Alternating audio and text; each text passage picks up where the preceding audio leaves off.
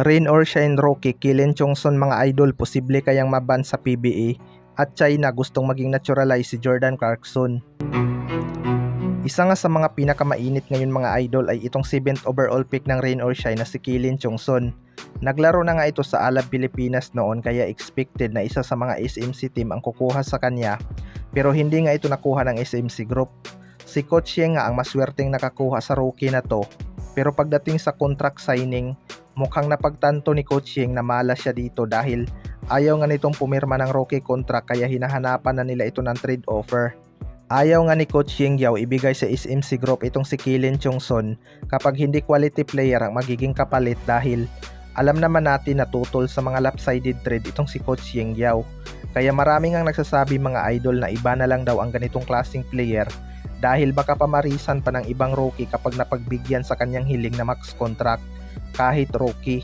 Isa pa, kung gusto niya nga ng max contract mga idol, dapat ipakita niya at patunayan niya sa management ng Rain or Shine na deserve niya ang kanyang hinihingi. 'Di ba? Hindi naman siguro bulag ang Rain or Shine kapag nakita ang kanyang potensyal at may mapatunayan siya. Baka Rose na mismo ang magbibigay sa kanya ng max contract o higit pa, dahil yun nga, dapat ipakita niya muna na deserve niya ang ganong sahod. Pero kung ayaw niya talaga, siguradong wala itong makukuhang kontrata dahil ayaw naman siya i-trade ng Rose basta-basta. Samantala, sa ibang balita naman mga idol, Jordan Clarkson gustong maging naturalized player ng China. May mga news nga sa China ngayon mga idol na inamin nga nila na hindi na daw nila kayang talunin ang Japan at Philippines ngayon dahil sa malaking improvement. Matatandaan na tinambakan nga ng Gilas Pilipinas ang China sa World Cup with Jordan Clarkson kahit mayroon din silang NBA player. Sa ngayon nga daw, hanggat nasa atin si Justin Brownlee at Coach Tim Con, mahihirapan na daw talaga silang talunin tayo. Kaya kailangan na daw ni Yao Ming gumalaw at gumawa ng paraan para sa kanilang national team. Sariwa pa rin talaga sa kanila ang nangyari noong FIBA World Cup at Asian Games, kung saan pareho natin silang tinalo.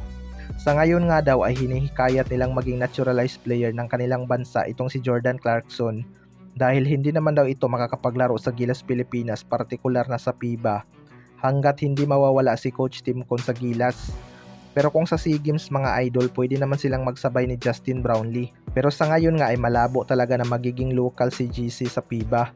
Isa pa, si Benny Boatwright na rin ang nakahandang ipalit kay Justin Brownlee balang araw. Pero alam naman natin kung gaano ka-proud itong si Jordan Clarkson maging Pinoy. Hindi lang talaga umaayon kay GC ang panahon ngayon. Pero kapag nakumbinsi ito ng China na maging naturalized player nila, malaking dagok talaga to sa ating national team, partikular na sa Asia. Pero nasa 5% lang naman napapayag itong si GC dahil Pilipinas pa rin ang kanyang gusto.